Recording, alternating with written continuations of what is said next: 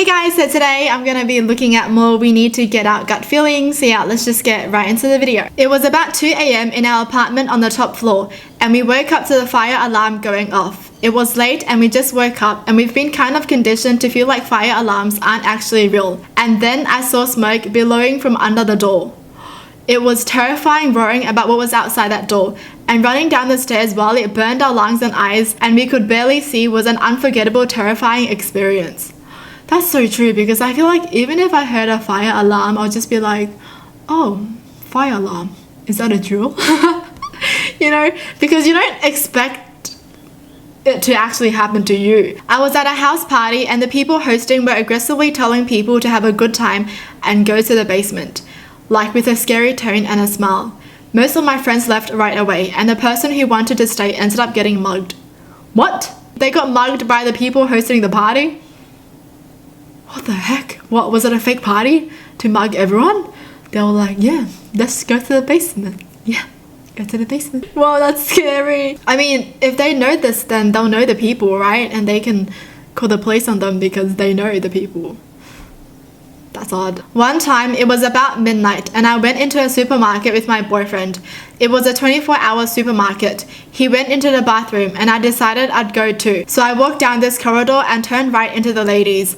I was a bit drunk, so I spent a second looking at my drunk self in the mirror before picking a cubicle. That's actually funny. Sorry, I don't know why I found that funny. All the doors were weighted so they stayed shut. But as I was looking, I noticed under the reflection of one of the doors a pair of feet. Male shoes crossed at the ankle, as though sitting in a very relaxed position. They didn't move at all. I was overcome by fear, feeling that someone had been sitting there waiting for an unsuspecting woman to come in. And I said, "Oh no," out loud, and literally ran out the door. Being in a bathroom at night and seeing a pair of relaxed opposite-sex feet in one of the stores as though they've been chilling there all night strikes fear like I've never experienced. That is terrifying. Going into a woman's toilet and then you see like a man's feet under one of the cubicle doors waiting. But this makes me think, like, what if something happened to him? Like, what if it wasn't what we thought it was, you know?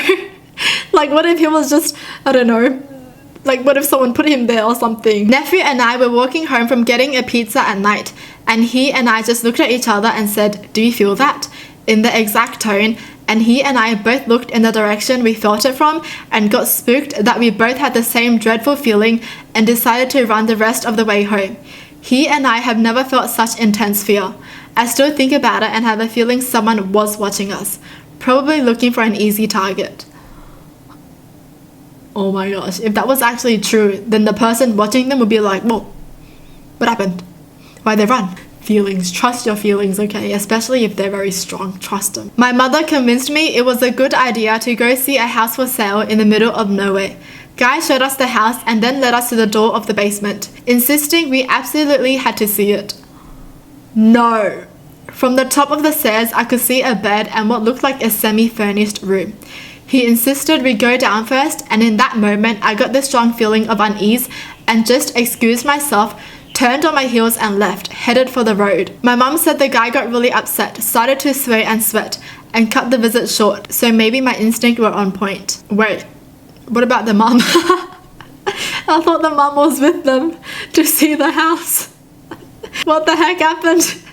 They were like, I'm not going in there. Bye, mum. Well, that is actually really creepy though.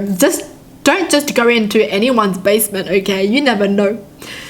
Locks, okay? Like, what if you go in there and then someone locks you in? Okay. They wanted to clarify. They said, "I did not leave my mum to die. I just figured out that my best chance was getting out of the house and ask for help. I didn't think he'd hurt my mother, considering I was a potential witness." Oh my gosh.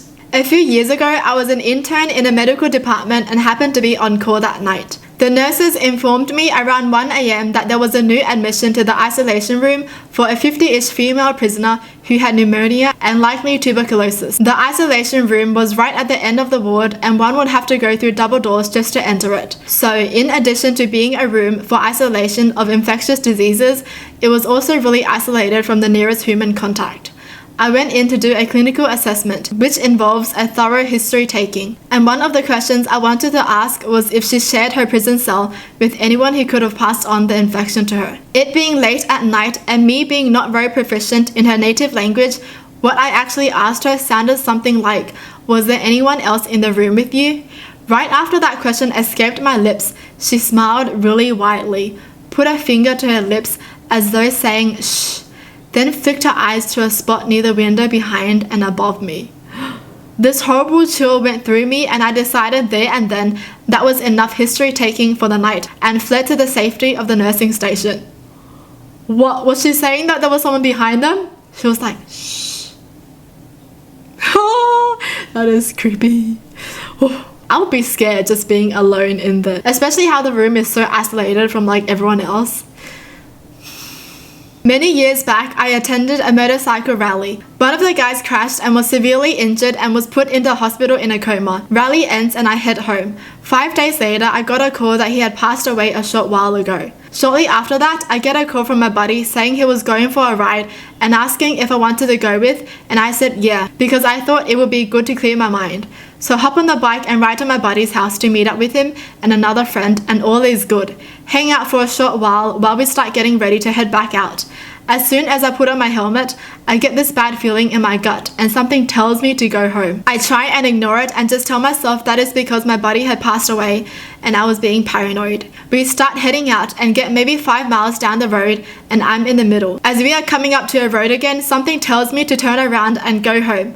But yet again, I ignore it, but I slow down and start riding cautiously. 5 more minutes later, we are cruising down a back road and I lose sight of one of my buddy because he was riding the fastest and I'm just cruising. I come down a hill towards a hard left-hand turn and I see people running out of a restaurant. I look forward and realize the road is covered in gravel and my buddy had already crashed and the people from the restaurant are running towards him. I then crash and go tumbling down a road sign and telephone pole, which I luckily narrowly miss. All 3 of us crashed and the other 2 broke a leg and an ankle and I was fine. If I ever get that feeling again, I'm going to listen to it. I believe had I not acknowledged it and slowed down, it would have been far worse. Whoa! They didn't listen to the gut feeling. They were like, it's okay, everything should be fine. It's okay, I'm just paranoid, it's okay. I guess it is hard to tell whether it's like a gut feeling or whether you're just overthinking or whether you're just paranoid. When I was dating my crazy ex, we got into a fight on the highway while I was driving. When things seemed to calm down, I got out of the vehicle to breathe and she drove off. As I was walking down the highway at night, I could feel an immense fear building up. I grew up in the woods, walking around every night, but this was something I never experienced before. A few minutes later, I saw something run across the road, so I started walking backwards. Immediately right after that, my ex came back to pick me up. As much as I hated to get into my car with her, there was no way I was staying on that highway. Oh my goodness. That is the scariest, because I would always assume it's like a bear or something, you know? What the heck is wrong with the ex though? Why would you leave a person? When I was a teenager, my boyfriend and I had a spot to go park and mess around. Never had any issues until this one night when the closer we got to the spot, the more sense of dread I felt. We got to the turn in and he said he had a bad feeling. I told him I did too, so we drove past and went elsewhere. The relief we both felt driving away was like a huge weight off our shoulders. I'm pretty sure someone was waiting in the trees with bad intentions. Okay, if you guys both have like the same bad feeling, there's something that for sure, right? I was throwing a football with a friend in my driveway when suddenly I got a terrible feeling in the pit of my stomach. I hear him say, "Did you just get a horrible feeling?" We both felt it from the woods across the street.